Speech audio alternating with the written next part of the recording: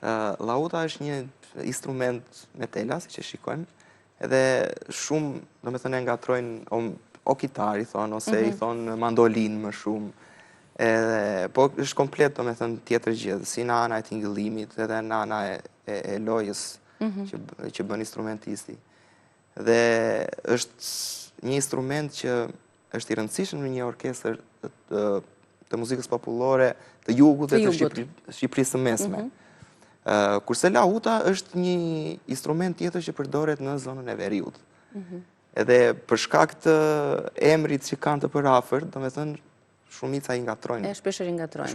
Po edhe këtu në paraqitje në madhësi kanë përshtypjen apo s'ka lidhje me këtë pjesë? Jo, nuk ka lidhje, janë komplet ndryshme, është më e vogël, përdoret me një tel, ka harkun e vet, lahuta, kurse lahuta është komplet tjetër gjë. Tek ti kush ndikoi për ta mësuar lahutën? I bie dhe kitarës, ke dhe kitarën pjesë. Po, babai im ndikoi.